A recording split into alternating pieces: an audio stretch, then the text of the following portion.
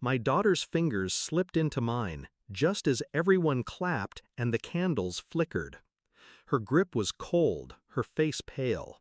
She leaned close, voice trembling, almost too soft to hear. "Don't eat the cake." My mother stood across the table, smiling brightly, her hands folded like a proud hostess.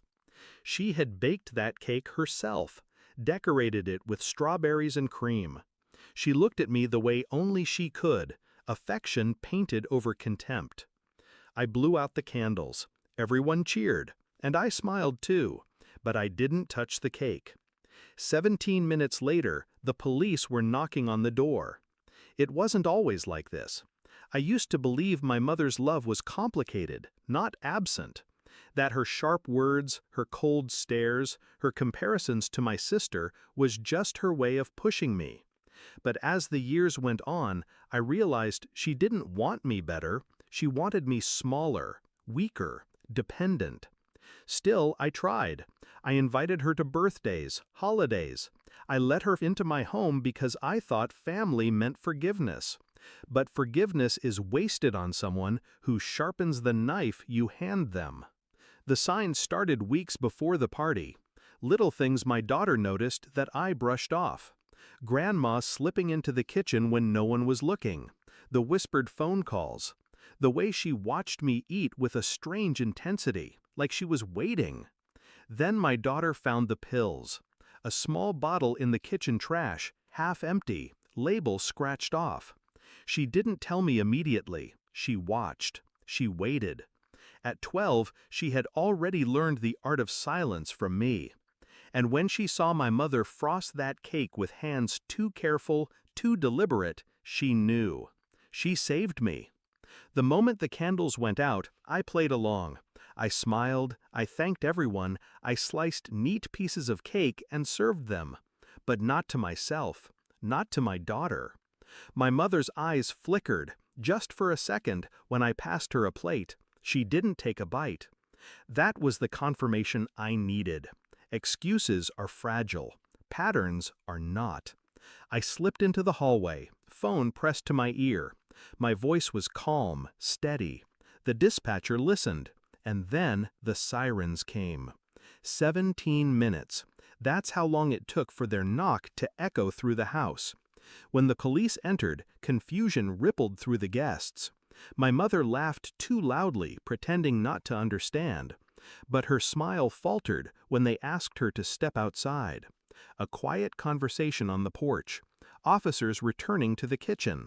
The cake, boxed, bagged, sealed as evidence. And then, the moment her wrists were pulled behind her back. Gasps filled the room. My sister shouted. My mother turned to me, eyes wide with disbelief. "You called them?" she hissed.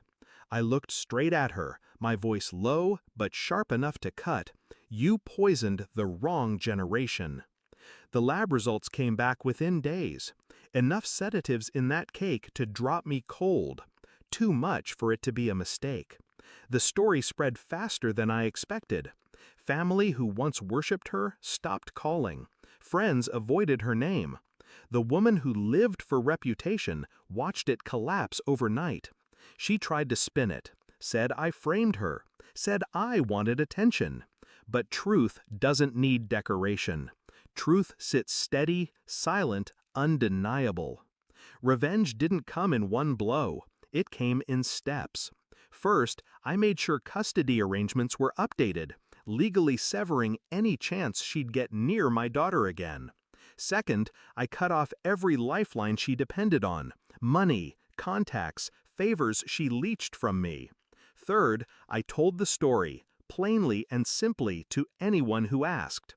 No exaggeration, no venom, just facts. And facts were enough to bury her. Her trial is coming. Her face will be printed in papers. The grandmother who tried to poison her own child. I don't need to scream.